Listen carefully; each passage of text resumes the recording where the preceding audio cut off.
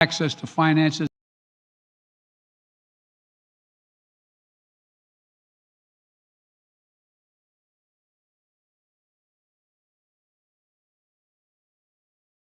More than half of Russia's high-tech imports. It will strike a blow to their ability to continue to modernize their military.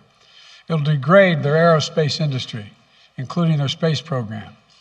It will hurt their ability to build ships, reducing their ability to compete economically. And it will be a major hit to Putin's long-term strategic ambitions. And we're preparing to do more. In addition to the economic penalties we're imposing, we're also taking steps to defend our NATO allies, particularly in the East.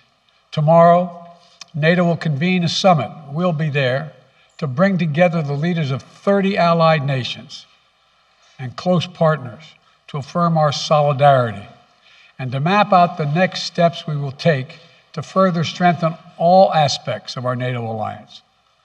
Although we provided over $650 million in defensive assistance to Ukraine just this last year, let me say it again. Our forces are not and will not be engaged in a conflict with Russia in Ukraine. Our forces are not going to Europe to fight in Ukraine, but to defend our NATO allies and reassure those allies in the East. As I made crystal clear, the United States will defend every inch of NATO territory with the full force of American power. And the good news is, NATO is more united and more determined than ever. There is no doubt that the United States and every NATO ally will meet our Article 5 commitments, which says that an attack on one is an attack on all. Over the past few weeks, I ordered thousands of additional forces to Germany and Poland as part of our commitment to NATO. On Tuesday, in response to Russia's aggressive action, including its troop presence in Belarus and the Black Sea, I've authorized the deployment of ground and air forces already stationed in Europe to NATO's eastern flank allies, Estonia, Latvia, Lithuania, Poland, and Romania. Our allies have also been stepping up, adding the other allies, the rest of NATO, adding their own forces and capabilities to ensure collective defense. And today, within hours of Russia's unleashing its assault, NATO came together and authorized and activated an activation of response plans. This will enable NATO's high readiness forces to deploy and when and where they are needed to protect our NATO allies on the eastern boundaries of Europe.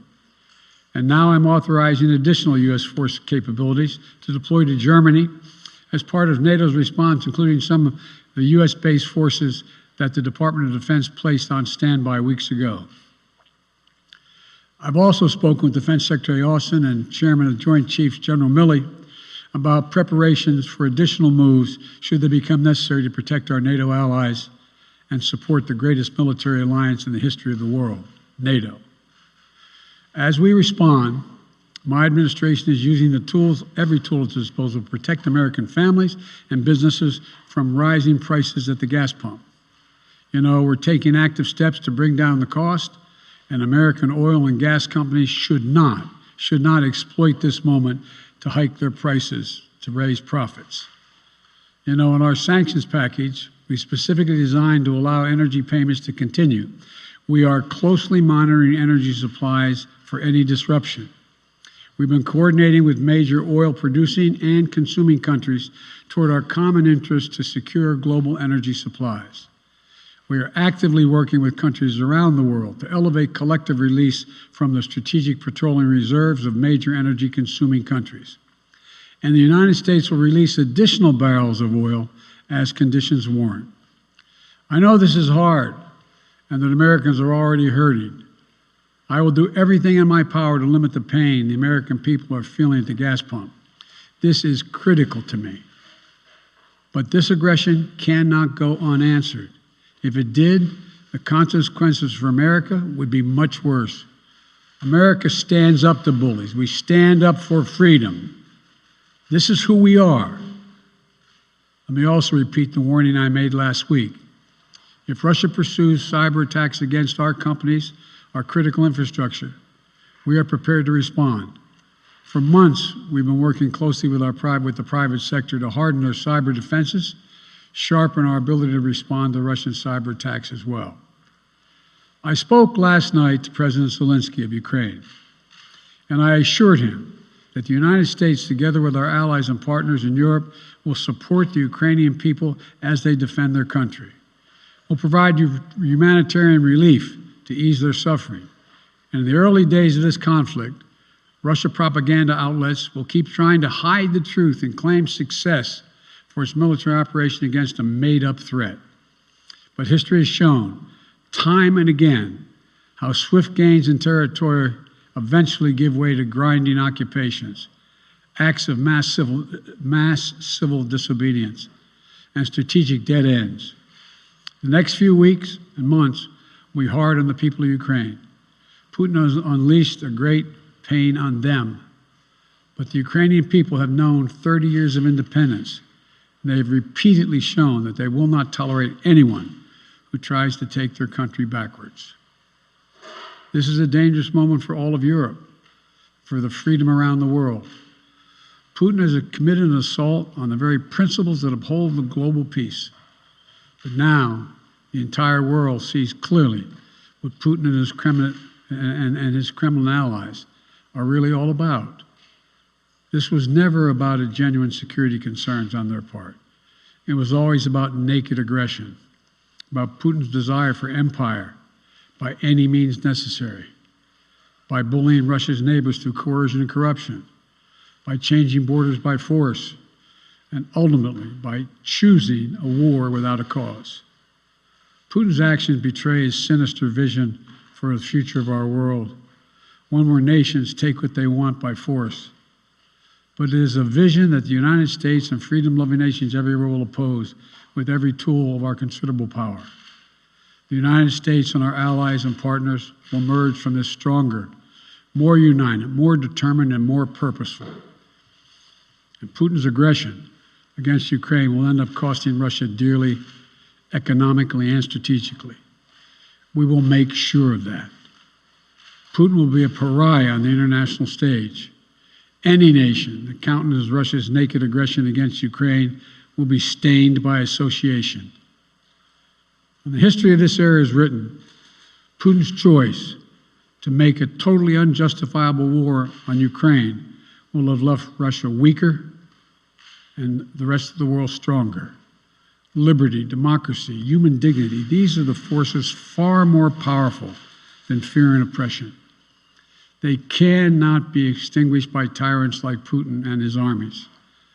They cannot be erased from people's hearts and hopes by any amount of violence and intimidation. They endure. In the contest between democracy and autocracy, between sovereignty and subjugation, make no mistake, freedom will prevail. God bless the people of a free and democratic Ukraine, and may God protect our troops. Mr. President. Associated Press, Zeke. Do you have any plans to speak with President Putin at this point, and what interactions have you had with the Russian government? I heard the first part. Do I have any plans to speak with Putin at this point, and what? What communications have you had with the Kremlin as far as military operations in Ukraine and making sure this does not spiral into a larger conflict? Well, it's a large conflict already. The way we're going to ensure it's not going to aspire to a larger conflict is by providing all the forces needed in the Eastern European nations that are members of NATO. NATO is more united than it's ever been, and I have no plans to talk with Putin. Wall Street Journal, Tarina. Mr. President, you didn't mention SWIFT in your sanctions that you announced. Is there a reason why the U.S. Isn't doing that? Is there a disagreement among allies regarding SWIFT and whether Russia should be allowed to be a part of it? The sanctions that we've proposed on all their banks have of equal consequence, maybe more consequence than SWIFT, number one. Number two, it is always an option, but right now that's not the position that the rest of Europe wishes to take. Cecilia Vega, ABC. Sir, sanctions clearly have not been enough to deter Vladimir Putin to this point. What is going to stop him? How and when does this end? And do you see him trying to go beyond Ukraine? And a second question I'll just give to you now. This statement that he gave last night, the threat that he gave, the West will face consequences greater than any you have faced in history. Is he threatening a nuclear strike?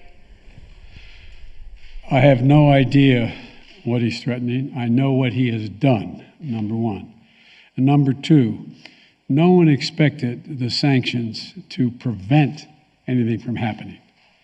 It has to show, this is going to take time, and we have to show resolve so he knows what's coming. And so the people of Russia know what he's brought on them. That's what this is all about.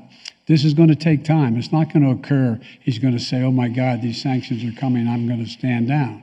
He's going to test the resolve of the West to see if we stay together, and we will. We will, and it will impose significant costs on him. Will he go beyond Ukraine, sir? Do you see him going beyond? Yes. Two topics, just really quick. First, markets are down and gas prices are up. I know you always stress the difference between Wall Street and Main Street, but everybody seems to be in for some economic pain. How economically painful is it going to get for people in this country? And I do have one more question. First of all, there's no doubt that when a major nuclear power attacks and invades another country, that the world is going to respond, and markets can respond all over the world. So there's no doubt about that, number one. Number two, the notion that this is going to last for a long time is highly unlikely as long as we continue to stay resolved in imposing the sanctions we're going to impose on Russia, period. What's the next question? I'm sorry. The next question is, did you underestimate Putin, and would you still describe him the way that you did in the summer as a worthy adversary? At the time, he was, I made it clear, as an adversary, and I said he was worthy. I didn't underestimate him. And I've read most of everything he's written. Did you read I shouldn't, I'm not being a wise guy. You heard the speech he made, almost an hour's worth of speeches, why he was going into Ukraine. He has much larger ambitions in Ukraine. He wants to, in fact, reestablish the former Soviet Union. That's what this is about. And I think that his ambitions are completely contrary to the place where the rest of the world has arrived. And you're confident that these devastating sanctions are going to be as devastating as Russian missiles and bullets and tanks? Yes, Russian bullets, missiles, and tanks in Ukraine. Yes, I am. Thank you, President Biden. If sanctions cannot stop President Putin, what penalty can? I didn't say sanctions couldn't stop him. You've been talking about the threat of these sanctions for several weeks now. Yes, but the threat of the sanctions and imposing the sanctions and seeing the effect of the sanctions are two different things. They're two different things. And he's going to begin to see the effect of the sanctions. And what will that do? How will that change his mindset here, given he's because attacking it will so Ukraine weaken his country that he'll have to make a very, very difficult choice as to whether to continue to move toward being a second-rate power or, in fact, respond. You said in recent weeks that big nations cannot bluff when it comes to something like this. You recently said that the idea of personally sanctioning President Putin was on the table. Is that a step that you're prepared to take? And if not, it's not a bluff, it's on the table. Sanctioning President Putin? Yes. Why not sanction him today, sir? Mr. President? Why not sanction him today, sir? Mr. President, if I can, you detailed some severe and swift new sanctions today and said the impact it will have over time. But given the full-scale invasion, given that you're not pursuing disconnecting Russia from what's called SWIFT, the international banking system, or other sanctions at your disposal, respectfully, sir, what more are you waiting for? Specifically, with the sanctions we've imposed exceed SWIFT. The sanctions we imposed exceed anything that's ever been done.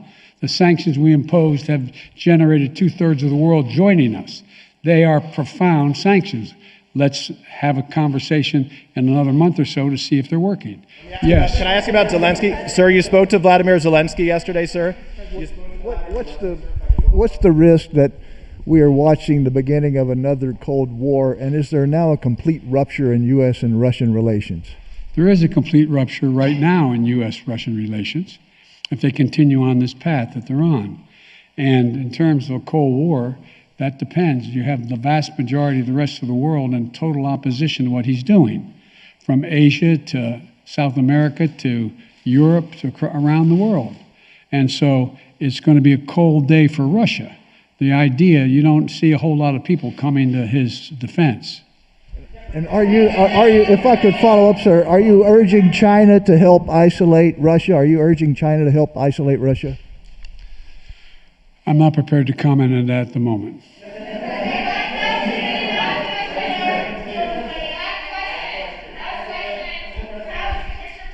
Wait, no. Yeah. No. He's had his hand up a long time. Thank you, Mr. President. How concerned are you that Putin wants to go beyond Ukraine into other countries, and the U.S. will have to get involved if he moves into NATO countries? Well, if he did move into NATO countries, he will be involved. We will be involved. The only thing that I'm convinced of is if we don't stop now, he'll be emboldened.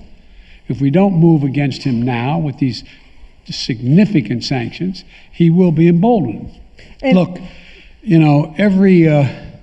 well, anyway. And can you talk anything more about your conversation?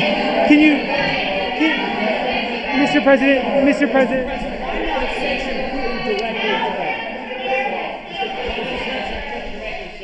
Why not sanction Putin directly today? Defense partner for the I'm sorry, I can't hear you. Sir, India, which is a major defense partner of the United States, is India fully with you on the issue of Ukraine and Russia? Does the Defense Department of the United States? Sir, India is one of your major defense partners. Is India fully in sync with the United States on Russia? We're in consultation with India today. We haven't resolved that completely. One more question. Okay, thank you all very much. Thank you.